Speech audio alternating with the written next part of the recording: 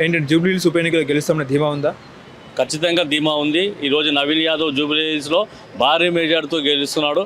మేము మహబూబ్నగర్ జిల్లా నుంచి వచ్చినాం. ఓబీసీఎల్ టౌన్ ప్రెసిడెంట్, నా పేరు బండి మల్లేష్.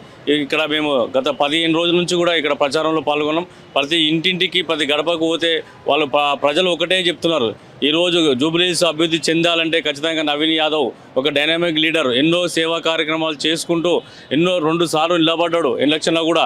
అయినా కూడా ముగ్గువని దీవెనతోటి మళ్ళీ కూడా గెలుపు ప్రయత్నం చేసుకుంటే ఈరోజు తెలంగాణ రాష్ట్ర ప్రభుత్వం యనమల రేవంత్ రెడ్డి గారు ఈరోజు నవీన్ యాదవ్ ఒక నాయకుడిగా గుర్తించి ఈరోజు అభివృద్ధి చెందాలి జూబ్లీహిల్స్ అంటే ఖచ్చితంగా నవీన్ యాదవ్ లాంటి ఒక యువ నాయకుడిని మనం ఎమ్మెల్యేగా గెలిపించి అసెంబ్లీకి పంపిస్తే ఖచ్చితంగా ఇక్కడ ఉన్నటువంటి సమస్యల మీద పోరాటం చేసి అభివృద్ధి చేస్తాడు. ఎందుకంటే చిన్నప్పటి నుంచి నవీన్ యాదవ్ ఇదే గడిలో పుట్టి పెరిగిండు కాబట్టి ఈ వార్డు మీద ఈ వీధి ఇక్కడ ఉన్న ప్రతి కాలనీల మీద కూడా ఆయనకు అవగాహన ఉంది, ఎక్కడ ఏ సమస్య ఉందని కూడా ఆయనకు తెలుసు. కాబట్టి ఒక అవకాశం ఇచ్చి ఈ జూబ్లీహిల్స్ ప్రజలు కూడా నవీన్ యాదవ్ అన్న గారిని గెలిపించి భారీ మెజార్టీతో గెలిపించి అసెంబ్లీకి పంపించాలని ఈ విధంగా ఈ సందర్భంగా కోరుతున్నాం.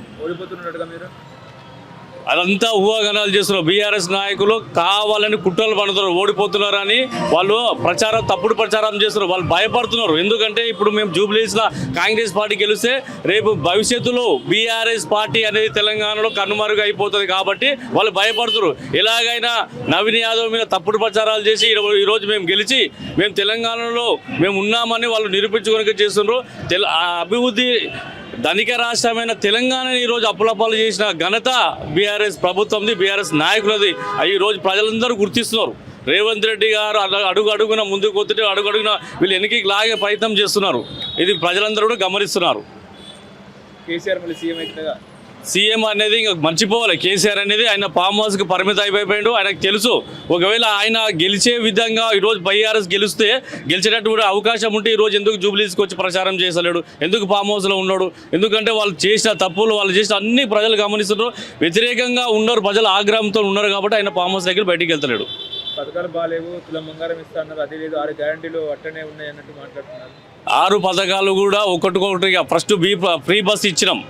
ఈరోజు మహిళలు ఎంతో సంతోషంగా వాళ్ళు ఎక్కడ పోవాలన్నా ఎంతో స్వేచ్ఛగా ఈరోజు బస్సు ప్రయాణం ద్వారా వాళ్ళు చేరగలుగుతున్నారు. రెండవది ఫ్రీ కరెంట్ ఇస్తాను. 6 పథకాల ఫ్రీ కరెంటు కూడా ఈరోజు ఒక పేదవాడు ఒక 1వ తారీఖు వస్తుంటేనే భయపడుతుంటారు. ఒకప్పుడు ఏంటంటే కరెంటు బిల్లు కట్ చేస్తారేమో, కరెంటు బిల్లు కట్ చేస్తే మళ్ళీ అందరి ముందు కూడా పరువు పోతుందనో భయంతోన 1, 2 తారీఖు కానీ వాళ్ళ ఆందోళన చెందే వాళ్ళు పాపం పేదవాళ్ళు ఆ రోజు పోయినా. ఇప్పుడు కరెంటు బిల్లు 1 తారీఖు వచ్చినా 2 తారీఖు వచ్చినా కరెంటు బిల్లు కాదు, ఫ్రీ కరెంటు ఈరోజు కాంగ్రెస్ ప్రభుత్వం ఇచ్చింది. మాకు ఎలాంటి భయం లేదని ప్రజలు కూడా సంతోషం వ్యక్తం చేస్తున్నారు.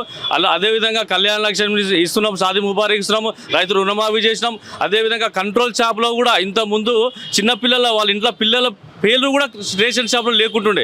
వాళ్ళకి ఏదైనా జరిగితే కూడా తెల్ల రేషన్ కార్డు మీ పిల్లగాని పేరు లేదని కూడా ప్రభుత్వ ప్రైవేట్ హాస్పిటల్లో కానీ ఏదైనా ఆరోగ్యశ్రీ కార్డులో కానీ అడుగుతున్నారు. అలాంటిది అన్నీ తీసేసి ఈరోజు వాళ్ళ పిల్లల పేర్లు ఎక్కడమే కాకుండా మరి ఈరోజు ధనవంతులు తినేటటువంటి సన్నబియ్యాన్ని కూడా ప్రతి పేదవాడు కూడా గుడిసెలో ఉండే పేదవాడు కూడా ఈరోజు సన్నబియ్యం తినాలి, అందరూ సమానమే తెలంగాణ ప్రజలందరూ అని చెప్పి ఈరోజు ముఖ్యమంత్రి గారు రేవంత్ రెడ్డి గారు ఈ సన్నబియ్య పథకం కూడా 6 పథకాలు లేదు అయినా కూడా పేద ప్రజల కోసం ఆయన ఈరోజు పేద ప్రజలు తినాలని చెప్పి ఇది కూడా చేయడం కూడా ప్రజలు సంతోషం వ్యక్తం చేస్తున్నారు. జూబ్లీహిల్స్లో 80% నవీన్ యాదవ్ గెలుస్తున్నాడు, ఓడిపోతాడని తప్పుడు ప్రచారము. దయచేసి జూబ్లీహిల్స్ ప్రజలకు నేను ఒకటే కోరుతున్నా, దాదాపుగా నవీన్ యాదవ్ విజయం ఖరారైపోయింది. ఒక భారీ మెజార్టీ కోసం ఈరోజు ఇంకా మేము ప్రచారం చేస్తున్నాం. ఖచ్చితంగా భారీ మెజార్టీ అందిస్తామని కూడా ఇక్కడ ఉన్న స్థానికులు చెప్తున్నారు.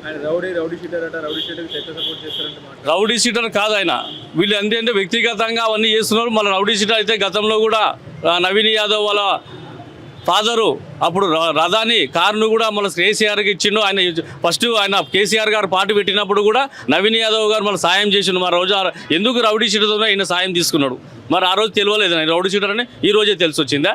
ఇవన్నీ తప్పుడు ప్రచారాలు కనుక ఇవన్నీ కొట్టిపారేసి జూబ్లీహిల్స్ ప్రజలు కూడా భారీ మెజార్టీతో నవీన్ గెలిపించండి. ఈరోజు జూబ్లీహిల్స్ అభివృద్ధి కావాలంటే ఖచ్చితంగా నవీన్ యాదవ్ చేతిలో ఉంది.